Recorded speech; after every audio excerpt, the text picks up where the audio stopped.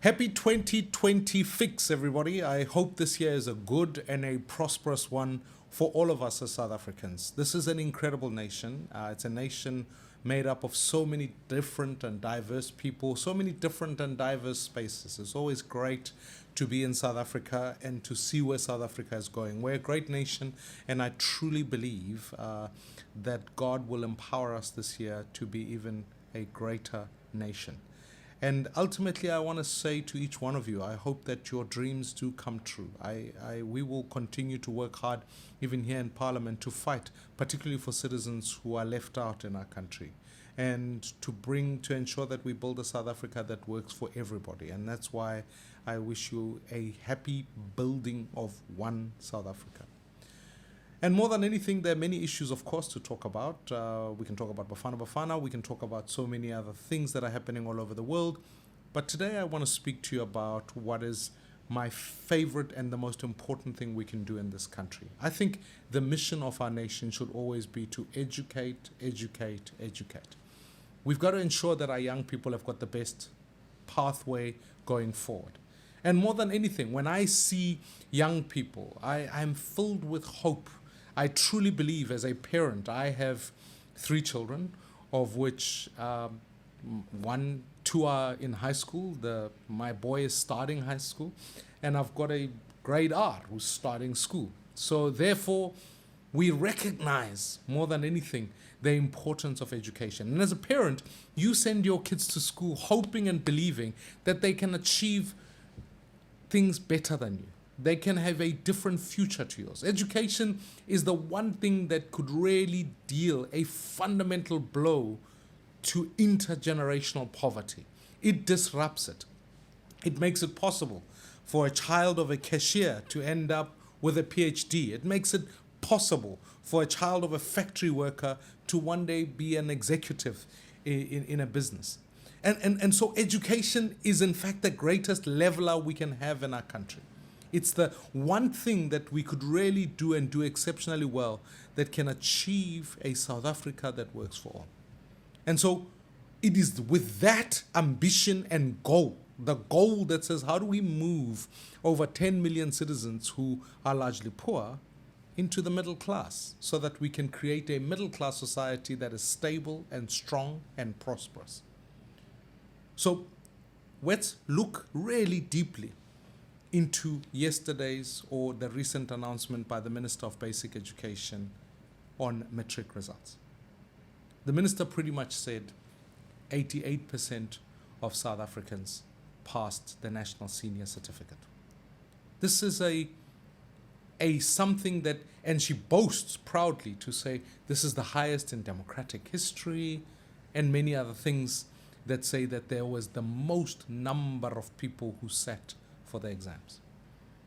Look, any student who started in grade 1 and finishes in Matric and writes the National Senior Certificate deserves to be congratulated, because conditions for so many of our students are so difficult in terms of gaining access to school, walking to school, not having a meal at school and the school nutrition program, sometimes having teachers who are not there, sometimes having no infrastructure. So ultimately, to be able to get from grade 1 all the way through is an incredible achievement. And I want to congratulate all of those learners. I want to congratulate learners who are able to achieve what is called a bachelor's pass, which is assessed at levels higher than 40% to be able to get through and achieve and pass. I congratulate the individual top achievers. I was mostly moved when I saw one of the learners who was a disabled South African achieve such an incredible result. It was probably for me, of the evening of the Matric results, the most moving part. I think the most disturbing part, though, is that the Minister of Basic Education calls this idea that people can pass a subject at 30% sloganism or populism. She then proceeds to say she set up a panel to review assessment criteria. Now, I'm blown away by the fact that at one level it's populism, at another level she has to assess it because she knows that it's wrong. She knows that to get a National Senior Certificate, you have to pass some subjects at 40% and others at 30%. She says we must create different pathways for learners. Of course I agree.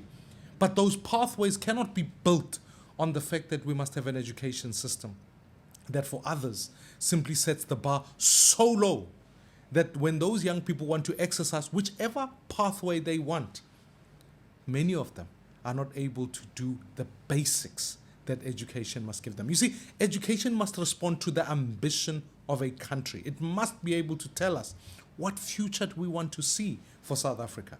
We successfully host the G20 and we say, well, in the G20 we're able to compete with the top 20 nations in the world. But when you think about our education, we should answer the basic question: are learners coming through our system able to compete with a learner in Japan, able to compete with a learner anywhere else in the world? That is the litmus test. And so it's not populism, it's not sloganism, it is at the core of what freedom must look like in this country. So I'm always deeply disturbed by the words that Verwoerd used when he described education. And he said this, he said, what role does the Bantu have in education? There's no place for the Bantu in the European community above the level of a certain form of labor. What is the use of teaching the Bantu child mathematics if they cannot use it in practice? It was what the seed beds of apartheid were built on. It was the creation of two education systems. One that empowered others to succeed and prosper, and others that subjugated and oppressed people.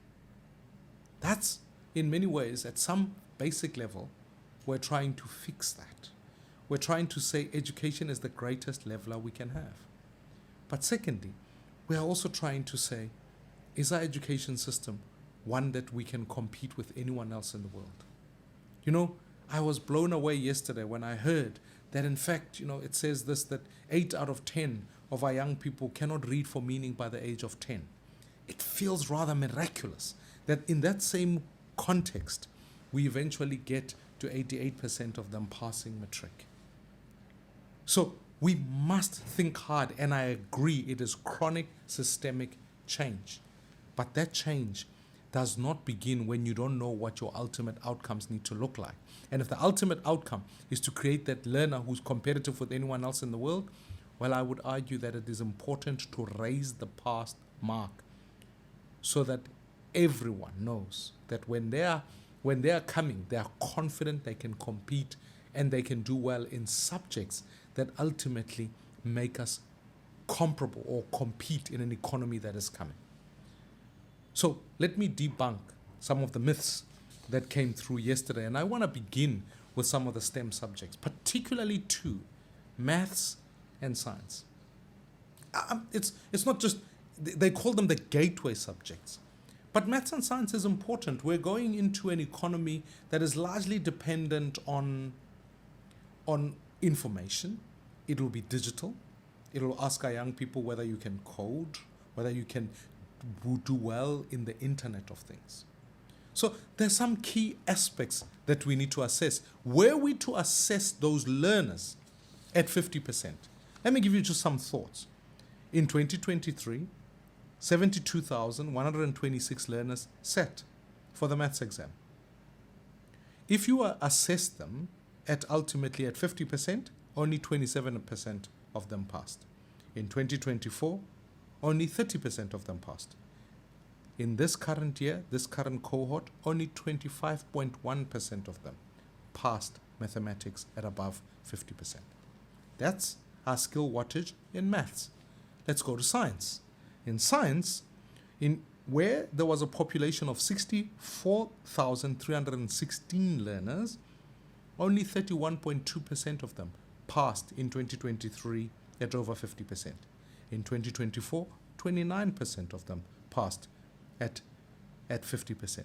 And actually, in this cohort, only 29%, which is below 30%, passed at above 50%. So the comforting thing to do is to say, no. Let's lower the standard to 30% so that it makes it look like more and more people are passing maths and science. But it's not. Because if they're passing it at 30%, universities are not going to take them in. Now, the minister says they can choose a different pathway. But surely enough, a TVET college doesn't accept a 30% pass mark. And ultimately, the world of work does not accept 30%. We need to up the standards so that we can achieve, particularly in maths and science. Now, I completely agree. We must give more resources to achieve that. And I believe that AI could be able to help young people be able to catch up and do well in these subjects. I believe that remunerating particularly maths and science teachers well and above, so that you don't end up with a maths and science teachers selling photocopiers or whatever the case might be, which, I don't demean that profession. I'm merely saying we would be better served by having a maths and science teacher in the classroom, doing well. We need, South Africans, I cannot stress this enough, we need more and more people doing maths and science. And yes, it is correct. To start, we don't just start at grade 12. We must begin in primary school where learners are coming through so that we give them the best foundations to be able to achieve that. I don't disagree. But we build the foundations knowing what the ultimate outcomes are. But we don't say, well, we don't have high standards at the end. So whatever foundations we do in the primary school phases, whatever the outcome is at the end, that's what we were aiming for in the first place.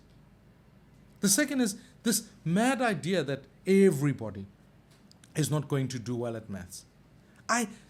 We have to believe better of our young people. Yes, not all of us are going to be in academia. Not all of us are going to be sportsmen or performers in culture, arts.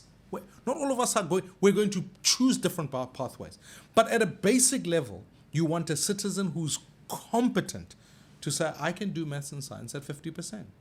And the education system needs to be able to fight for that. It is certainly true in countries like South Korea. It is certainly true when you look at, in many ways, when you think about young people who end up at the IEB. We must not demean the intellect of our young people.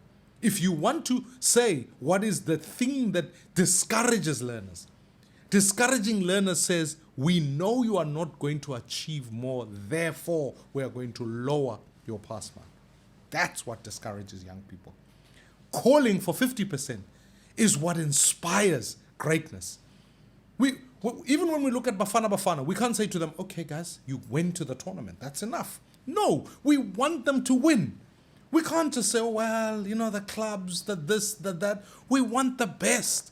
We can't be thinking when they go to the World Cup, well, at a most minimum, at least show up in the right kit and play. That's not good enough. We want them to make it past the group stages into more qualifying rounds so that ultimately one day an African country could win the World Cup. We do so because we've got high ambition. This idea that suddenly, no, if we lower the standards, we'll achieve better because of different pathways is simply discouraging and demonstrates a lack of ambition in our country.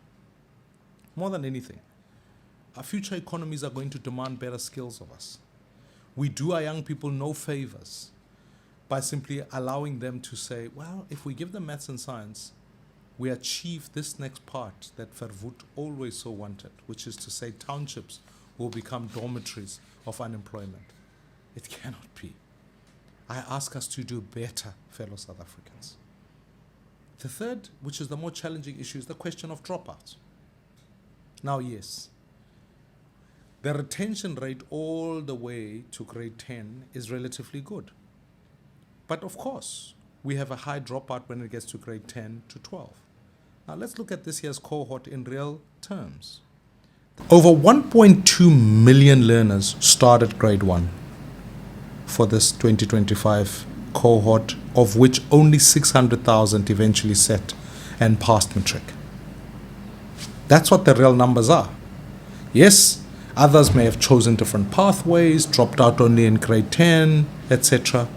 But we cannot, when 1.2 million young people start and only 600,000 pass at the end of it, that's the reflective number.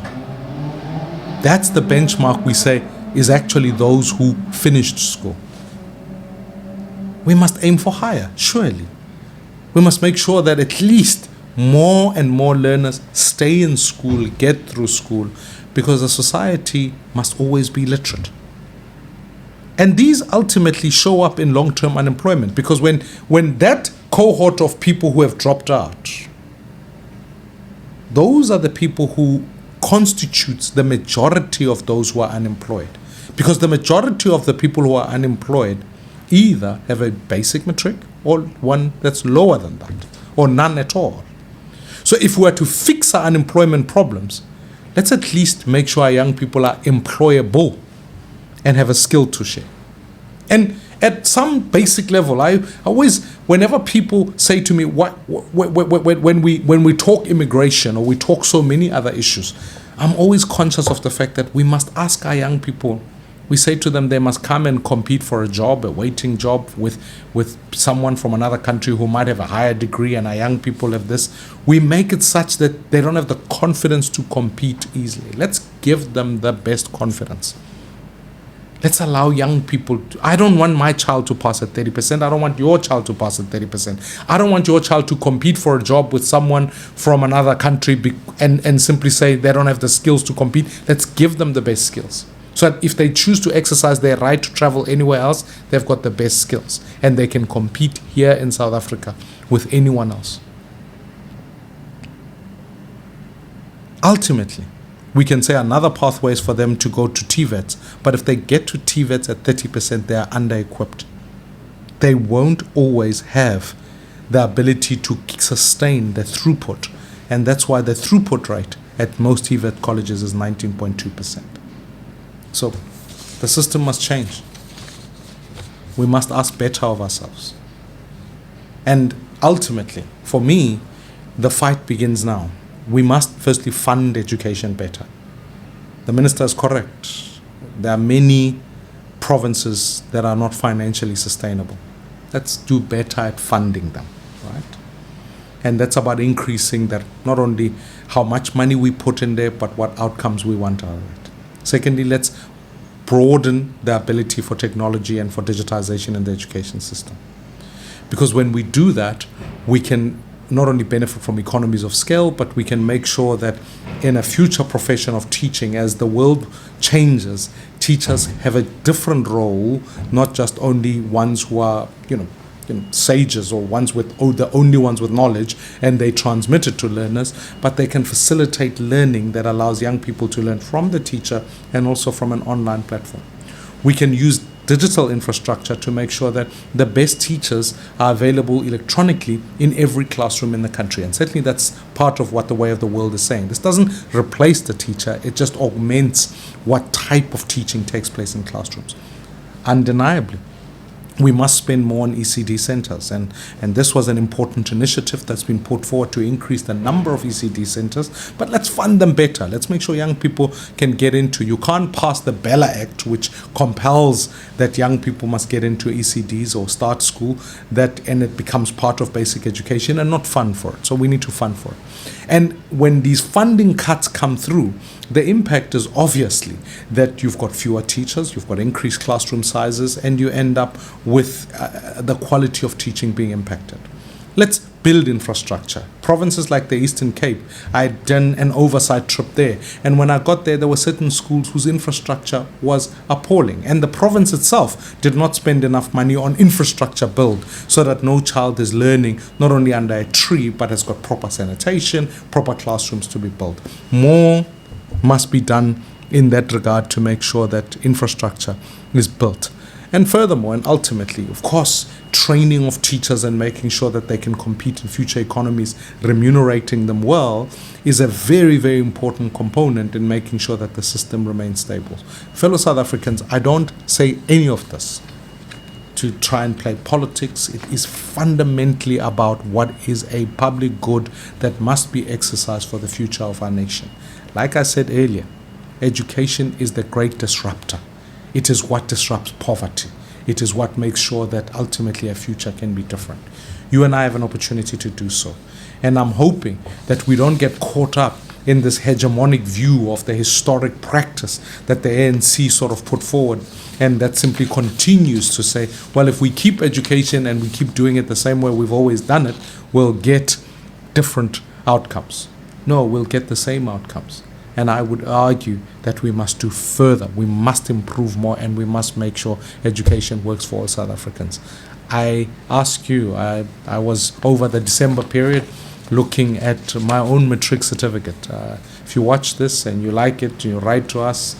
I'll send you my some of my Matric certificate. It wasn't great. I'm so grateful today that I've been able to get through school and do much more. But even if it wasn't the greatest certificate, it was assessed certainly at somewhat a higher level. It was assessed to make sure that, you know, we could keep progressing, we can keep fighting for more. When I think about so many of South Africans we celebrate, whether it's a Springboks, whether it's a soccer team, look at where their education is, look at what kind of schooling they got, and you discover that actually if you build a great school, you produce great citizens. And if you mess up a great school, if you mess up schooling, you really do mess with the future of young people. This is an imperative we should all fight for. I love every child in this country, and I wish you all the best. All the best to the class that's starting now, and all the best to all those young people who have just passed. We will, in the next coming weeks, talk a little bit more about higher education and some of the issues that we need to address there. But this is a time for us to reform the system so that future generations could say, what apartheid meant for evil, we've been able to turn around so that there's good in all of South Africans. Much love. God bless you. Speak to you soon.